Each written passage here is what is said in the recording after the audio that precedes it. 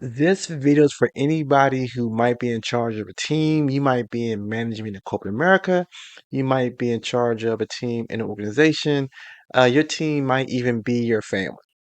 These 5 principles will help your team be highly effective, highly productive, and if you're in a competitive environment, it will take your team to number one.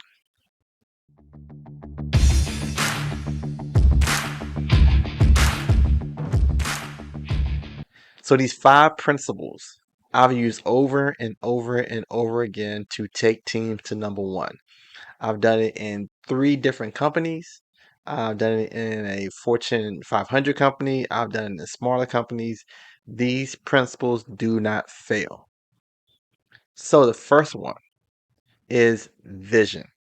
You must create a vision for your team. You as the leader must hold on to that vision. And that vision must be big enough to be far off to inspire, but close enough to be attainable as well. Which I know is kind of a hard thing to navigate, but if you do it correctly, you'll always be able to get your team back on track if you keep the vision in front of them. So now that you have your vision, you must break it down into actionable steps. How to go from your vision down to winnable goals that you can hit and give your team encouragement to move closer and closer to that vision. And more you paint those steps and you show how we achieved this goal.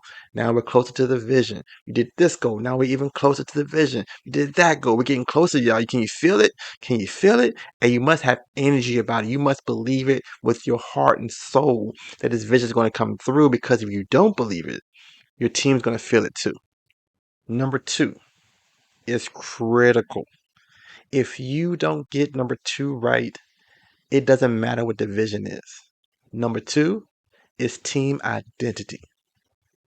What are you going to establish about this team? What makes your team different? Are they hardworking? Is it a team first mentality? Is it next man up or next woman up if somebody gets sick or can't be there? You need to establish what this team is all about, and you need to hold them accountable to that. So if this team is about getting the job done no matter what, that means there's no excuses for you either. So you must hold that team and say, look, we can't leave. It's Friday. I know we want to leave, but we can't leave because the job's not done. That's not what this team's about. So therefore now, once you establish that, you also must understand you must give a little too.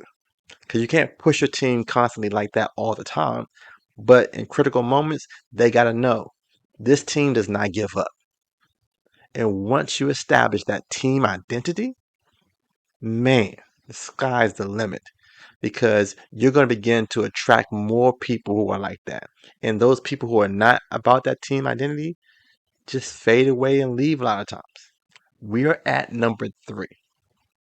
And number 3 can make or break your team.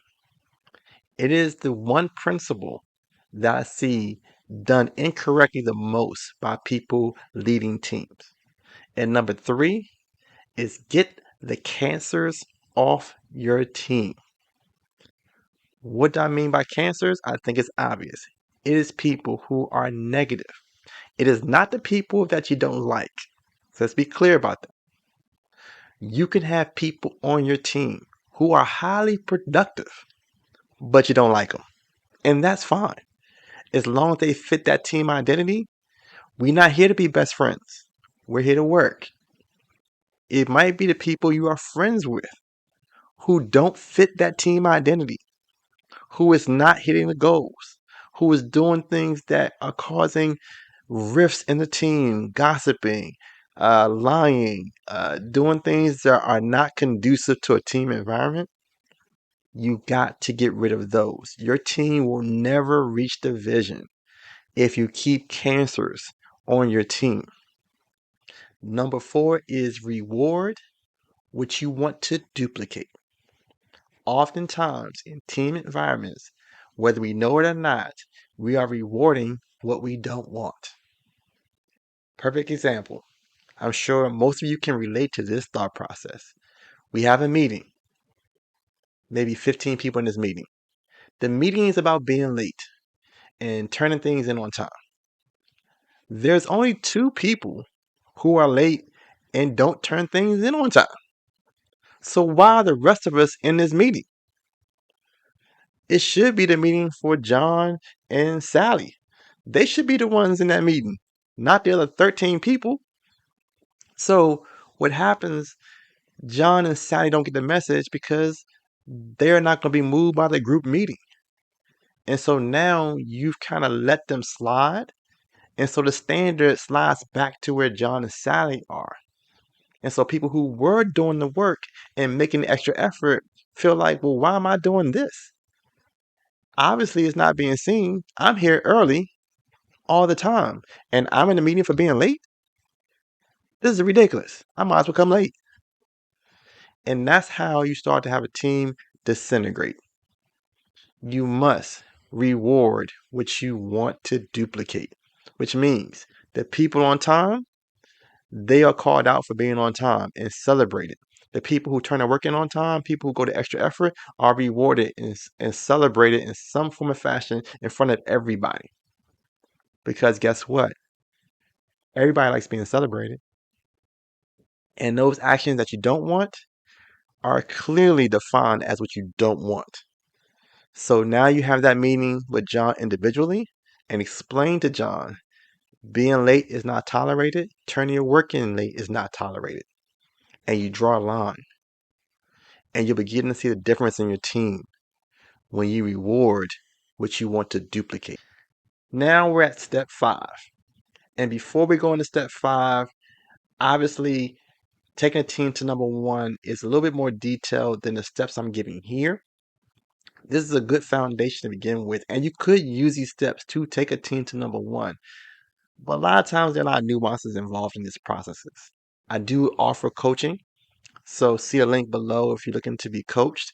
I'm also going to do a deeper dive on each one of these topics on my YouTube channel, A Better Life for You. So if you want to follow me and get these tips and further grow your team, please do so. Now we're at step 5. Step 5 is cycle through steps 1 through 4 at different times in your journey. For example, your team may be working a lot of hours a couple weeks in a row, maybe a month, and they're tired and they're frustrated. It is your chance to lead with the vision. Hey guys, I know it's been tough. You guys have been working really, really hard. You guys have been hitting early, you've been staying late. I truly appreciate it. It is not all for nothing.